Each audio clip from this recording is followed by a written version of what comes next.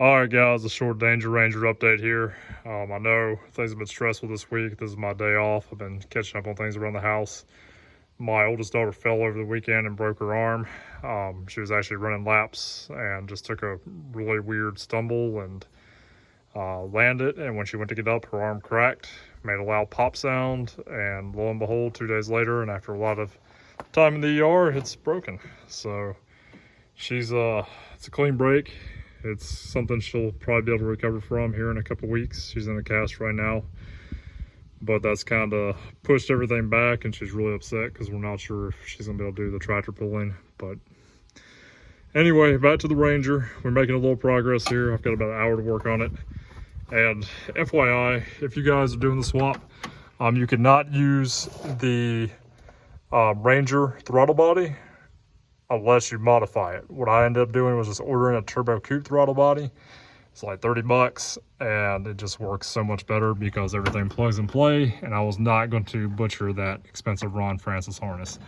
Once again, this harness is amazing. I mean, not only are the wires tagged, but each wire is individually labeled. And it just makes it so much easier instead of messing around with the 30-some-year-old harness trying to repin and everything else. They are expensive. They're about 400 bucks. But for the money versus the headache, I say they're well worth it. I mean, you see everything strewn out everywhere. That's on me, not them. So for the initial startup and running, we're going to use the wastegate, just directly connect it. So I suspect it'll probably make a peak of about 10 pounds initially, which is fine for us to get it started, get it running, get it broke in. We, of course, have a manual boost controller. We'll probably set it to the factory 15 PSI initially. And then we'll start turning it up once we get all the bugs worked out of it, and probably go up to somewhere between 18 and 20 pounds.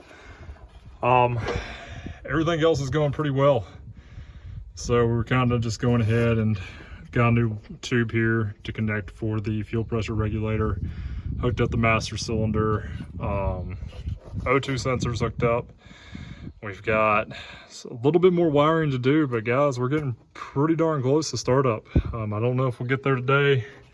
I've got to figure out something at least to hook up the VAM meter over here for the time being. We've already got the wires run for it, but if I can get the VAM hooked up and figure out how to hardwire the fuel pump, we might go ahead and get her started today.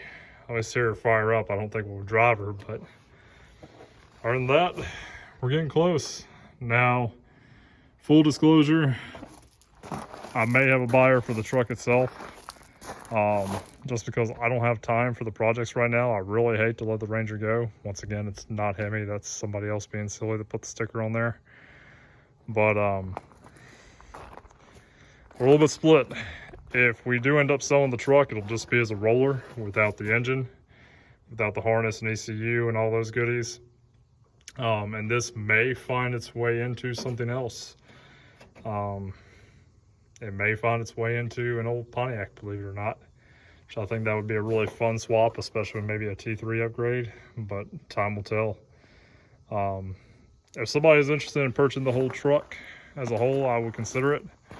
It does have the 8.8 Explorer rear end, disc brakes, limited slip, the rims, you know, all the tires hold air. The rims, they're so-so, they can be cleaned up.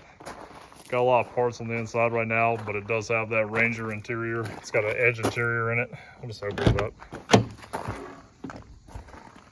So the seat's cleaned up pretty nice. It's definitely not completely trashed or anything.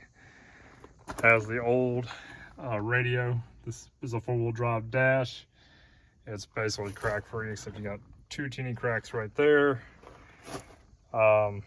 Factory radio works. It does have the gauge cluster with attack. That is not the original gauge cluster that was in it. And I'm sure we got stuff hanging down everywhere down here, but you know, the frame's a little surface rusty, but the body is 100%. No rust on the body. It is a 2-wheel drive truck. There's the exhaust of the downpipe, 3-inch, and we just have a little resonator put in there in the shape of a Cadillac converter. There's the 8.8 rear end. And nothing really super special. Shocks are still in the factory place, and yada yada yada. The fuel pump was replaced not too long ago. I mean, it's not a bad little truck, guys. Has a lot of potential. It's not perfect. just really on the fence. So I have so much other stuff going on. I've got stuff to do on the work trailer. I've got stuff to do on that truck. We bought a Polaris 90 for my son and daughter that was supposedly in great shape, and it's a piece of junk. So trying to get it working. I don't know what we're gonna do with the junior pulling tractor.